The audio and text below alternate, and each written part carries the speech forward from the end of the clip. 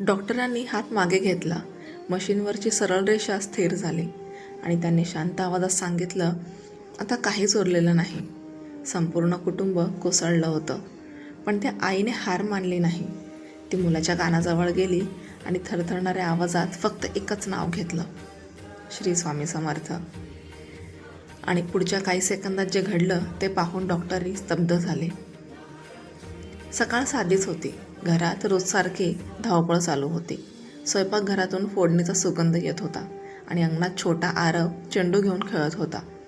आरव फक्त 9 वर्षाचा होता. घरातला सगळ्यांचा लाडका. त्याच्या हसण्याने घर उजळून निघायचं. आई सविता त्याच्यावर जीवापाड प्रेम करणारी. वडील नोकरीवर गेलेले आणि आजी देवघरात बसून नामस्मरण करत होती. त्या दिवशी आरव खूप खुश होता, कारण शाळेत त्याला बक्षीस मिळालं होतं. तो सतत आईला सांगत होता, आई आज बाबा आले की मी त्यांना सर्टिफिकेट दाखवणार. सविता हसत म्हणाली, हो आधी दूध संपव. पण काही मिनिटात सगळं बदललं. आरव अचानक शांत झाला. त्याच्या हातातून ग्लास खाली पडला आणि तो छातीत हात ठेवून खाली बसला. आरव, सविता किंचाळली. क्षणात घरात गोंधळ उडाला. शेजाऱ्यांनी धावत येऊन मदत केली. त्याला उचलून लगेच रुग्णालयात नेलं. रस्ताभर सविता त्याचा हात धरून रडत होती. डोळे उघड बाळा, काही बोल. रुग्णालयात डॉक्टरांनी तातडीने उपचार सुरू केले. मशीन जोडली गेली. नर्सेस इकडे तिकडे धावत होत्या. बाहेर उभे सविताच्या पायाखालची जमीन सरकली होती.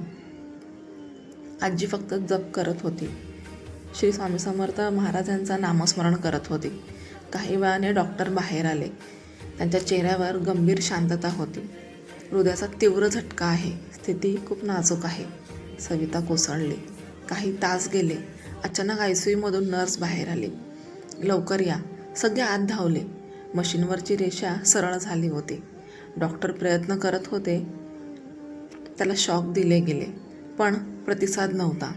काही क्षणांनी डॉक्टरांनी हात मागे घेतला आणि शांत आवाजात सांगितलं, आम्ही प्रयत्न केले, पण त्या एका वाक्याने सगळं संपल्यासारखं झालं.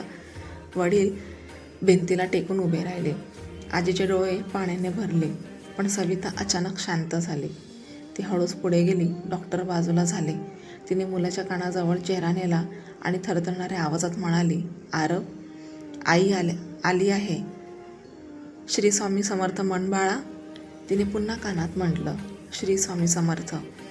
त्या क्षणी खोलीत पूर्ण शांतता होती. आजी बाहेरून जप करत होती. सविता डोळे मिटून सतत म्हणत होती, श्री स्वामी समर्थ, श्री स्वामी समर्थ. तिच्या तोंडातून सतत महाराजांचं नामस्मरण होत होतं. अचानक मशीनवर एक हलकी हालचाल दिसली. नर्स ओरडली, सर सिग्नल येतोय.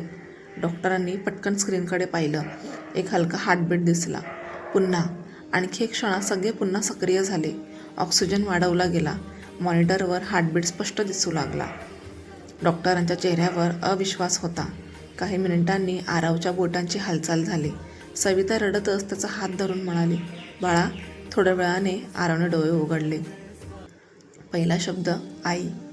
त्या क्षणी संपूर्ण कुटुंब रडू लागलं. डॉक्टर म्हणाले, हे मेडिकली एक्सप्लेन करणं कठीण आहे, पण तो परत आला. 2 दिवसांनी आरव स्थिर झाला. तो आईला म्हणाला, आई, मी झोपलो होतो, पण एका पांढऱ्या कपड्यात एक आजोबा म्हणाले, घाबरू नकोस, तुझी आई तुला परत बोलवते आहे. सवितेच्या अंगावर काटा आला, कारण देवघरातल्या फोटोतील रूप तसंच होतं. घरी परतल्यावर पहिल्यांदा आरव देवघरात गेला. हात जोडले आणि म्हणाला, धन्यवाद स्वामी. त्या दिवसानंतर घरात रोज सकाळी नामस्मरण सुरू झालं. आजी म्हणाली, कृपा कधी कशी प्रकट होईल सांगता येत नाही. सविता रोज दिवा लावताना एकच विचार करत असे, आईची हाक आणि श्रद्धा कधीकधी मृत्यूच्याही पलीकडे पोचते. जर आपल्याला वाटत असेल की श्रद्धेत अशी भक्ती असते, तर कमेंटमध्ये मनापासून श्री स्वामी समर्थ लिहा. अशाच हृदयस्पर्शी कथा ऐकण्यासाठी व्हिडिओला लाईक, शेअर आणि चॅनल सबस्क्राईब करा. कदाचित आपल्या एका शेअरमुळे कोणाच्या मनात आशेचा दिवा पुन्हा पेटेल. पुन्हा भेटूया एका नवीन कथेसोबत. श्री स्वामी समर्थ.